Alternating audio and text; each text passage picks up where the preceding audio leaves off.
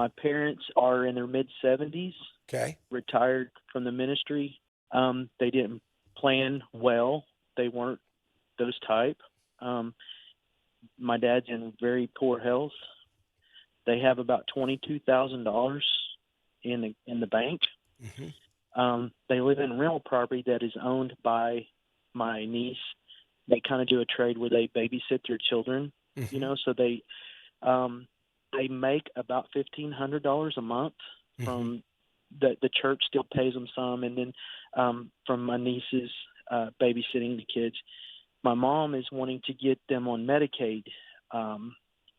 They're on the Humana or whatever these type government things are, but she's wanting on Medicaid because, like I said, my dad's in pretty poor health.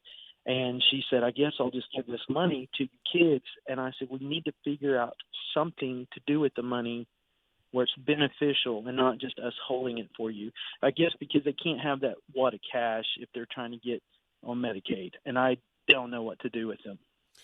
Yeah. So the issue is that Medicaid would require them to spend it down, except for an allowable amount. I don't know what it is. I've lost track of it.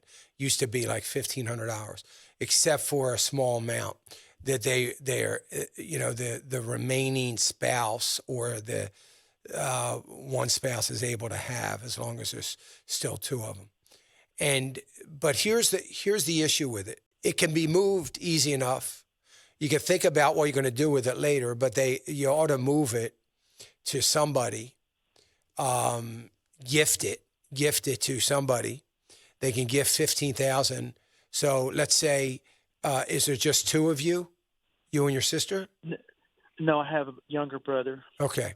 And my sister and brother actually live like really close. Okay. To them. So, they can gift it with the understanding, of course, and the circumstances there and the trust level there, with the understanding, of course, that, hey, this is mom's money and dad's money, and we've got to set this aside in case they need it, and they're going to probably need it. So I think that you can do that. The issue, and you should do it, after you get it somewhere in an account somewhere, then you can decide what you want to do. But in the meantime, there's not a lot of sense in applying for Medicare or Medicaid. So anyway, I would get that done. Now, here's the thing, though. Medicaid, the IRS, so let's say your dad has to go into a skilled nursing kind of facility. So, or a nursing thing, or one of those kinds of places where he has to stay for a prolonged period of time. Then, technically, they can go back and get that money. Right. So, because there's a 5-year look back period.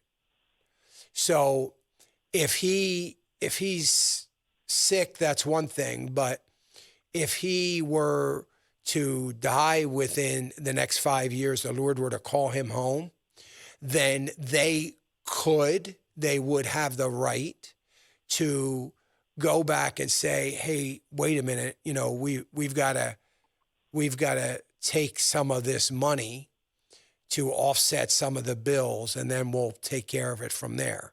So they'll do something like that if they have to. So you just got to be aware of that. And you don't want it not to be there, the money, if they were to do that. So that's why I was saying, from a trust perspective, make sure that, nothing happens to it, so the money, so that it's in one account and it's not ever going to get spent. So that, I think you have to do that. Roy, you give that a go and let them apply for Medicaid. Otherwise, they can still apply and still get it approved, but it's really not going to kick in until after they've paid that first big bill and the money's gone. Hey, remember to click the subscribe button right here on the screen. And don't forget to hit the notification bell so you'll be notified when new content is added. And more importantly than anything, you don't want to miss all 3 live hours of Financial Issues every day from 9 to noon. And you can watch it on FISM.TV. That's FISM.TV.